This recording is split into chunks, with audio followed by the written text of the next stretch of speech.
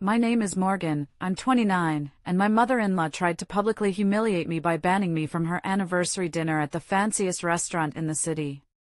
Before I tell you how I ended up with the best seat in the house while she was left speechless, let me know where you're watching from in the comments. It started, as it always did, with a phone call that sounded sweet on the surface but was laced with poison. My mother-in-law, Diane, was planning her 40th wedding anniversary dinner.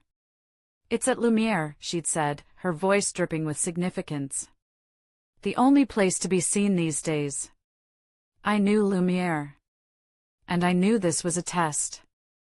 On the drive over, I could feel the tension radiating from my husband, Ethan. He was gripping the steering wheel so hard his knuckles were white. "You ready for this?" he asked, his voice tight. Mom's in full-on performance mode. I managed a weak smile. When is she not? Is it going to be about my sensible shoes or my charming little job this time? He winced, because he knew it was true. We shared a look, a silent language developed over 5 years of navigating his family. We both remembered last Christmas, when she gifted me a cheap apron while everyone else got designer scarves. Or the year before, when she'd accidentally mailed our invitation to the family's charity gala 2 days after it happened. Each event was a tiny paper cut, designed to bleed me out slowly, to remind me that I, the girl from a middle-class background who'd met her son in a state college library, did not belong.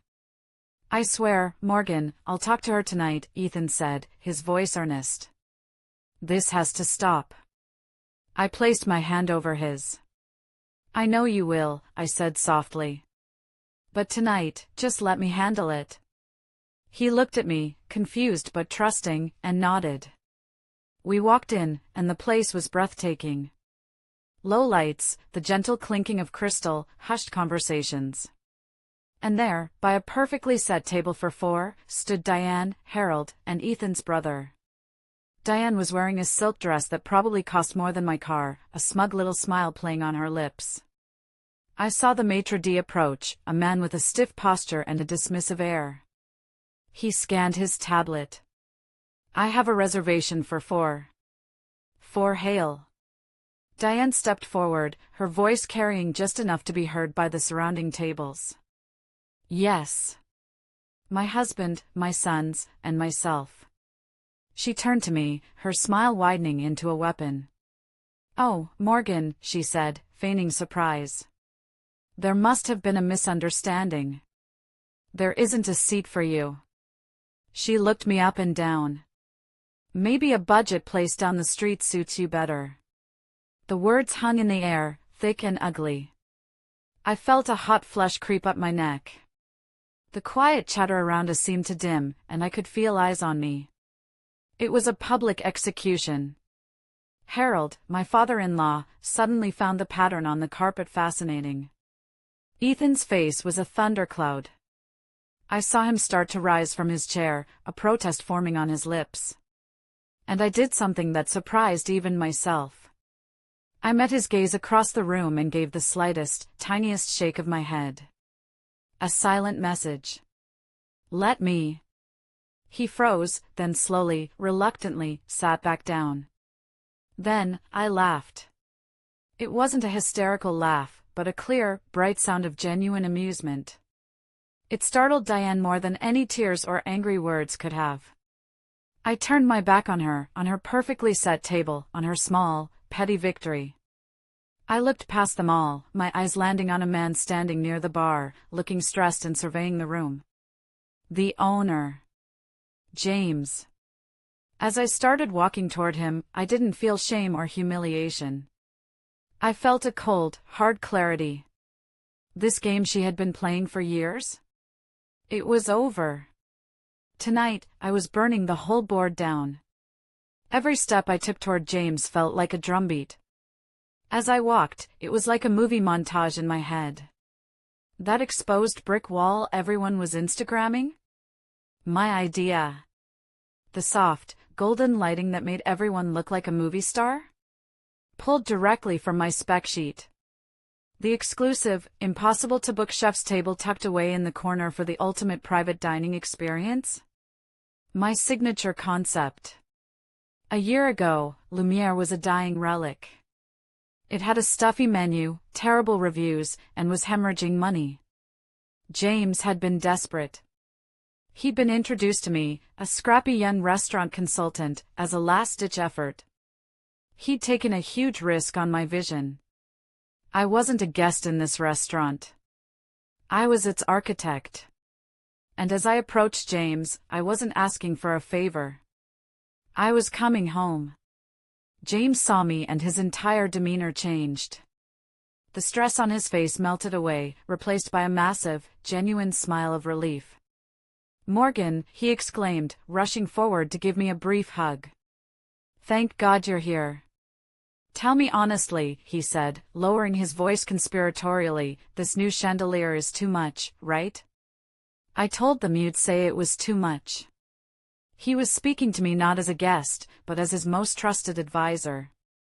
Out of the corner of my eye, I could see Diane and Harold approaching, her face a mask of confusion. She was losing control of her own narrative, and it was killing her. "James, what a lovely surprise," Diane said, trying to regain her footing. "I'd like to introduce you to Morgan, my son's wife." James gave her a polite, professional nod, then turned his full, beaming attention back to me. "Oh, I know Diane," he said, his voice warm and clear. "But to us here at Lumiere, she's Ms. Hale. The woman who saved this restaurant." The silence that followed was the most satisfying sound I had ever heard. Diane's jaw literally dropped. Harold looked like he'd seen a ghost. James, oblivious or perhaps pretending to be, gestured to the now panicked maitre d'. "Pierre," he said, his voice ringing with authority. "Prepare the chef's table for Ms. Hale and her husband. Immediately.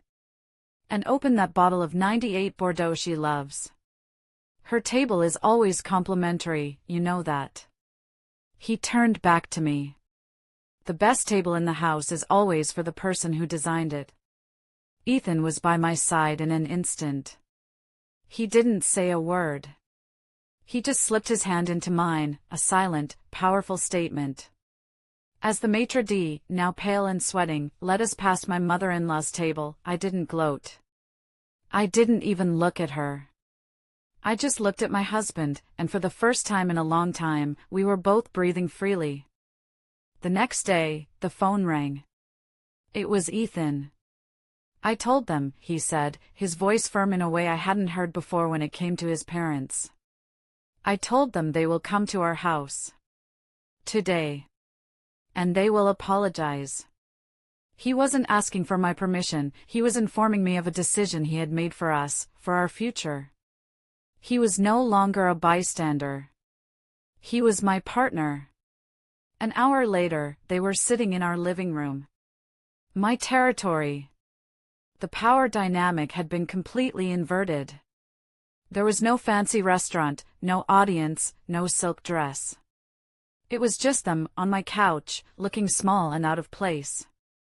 Harold mumbled a clumsy apology first, something about a misunderstanding. I just nodded. Then there was a long, uncomfortable silence. Diane wouldn't look at me. She just stared at an old photograph on our mantelpiece. "My mother," she began, her voice brittle, "was a waitress her whole life. She cleaned the tables of people like, well, people like us now.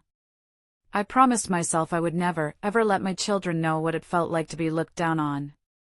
It wasn't an excuse. It was a confession, pulled from a place of deep, ancient shame. She wasn't just a monster, she was a scared woman who had turned her fear into a weapon and aimed it at me, because she saw her own past in my humble beginnings. I took a deep breath. The anger I had held onto for so long finally began to dissolve, replaced by a quiet resolve. "I understand your fear, Diane," I said, my voice steady. "But you used that fear to hurt me. To make me feel small so you could feel big. And what happened last night, that was the last time. From this day forward, you will respect me. You will respect our marriage. Or you won't be in our lives. The choice is yours." Things didn't magically get better overnight. There was no tearful hug. But something had fundamentally shifted. A few months later, Ethan and I were popping a bottle of champagne in our kitchen. My consulting firm had just been featured in a major business magazine. We were celebrating, just the two of us, happy and content in our own world. My phone buzzed. I picked it up. It was a text from a number I almost didn't recognize. It was Diane. The text contained only a link to the article about me. Below it, a few, awkwardly typed words, "Your father and I read this. Congratulations." It wasn't an "I love you." It wasn't an "I'm sorry." But it was something. It was an acknowledgement. It was a single, fragile brick being laid for a new bridge.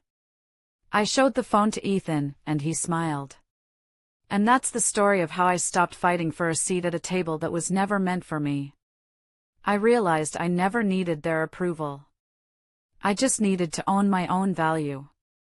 My power wasn't in getting them to like me, it was in knowing that I didn't need them to.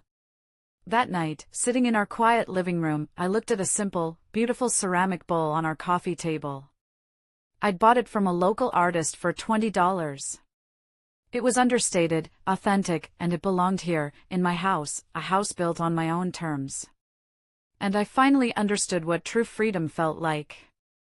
Thank you guys so much for listening to my story.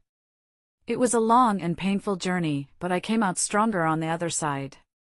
My question for you is, have you ever been in a situation where you had to stand up to family to protect your own peace and your own worth?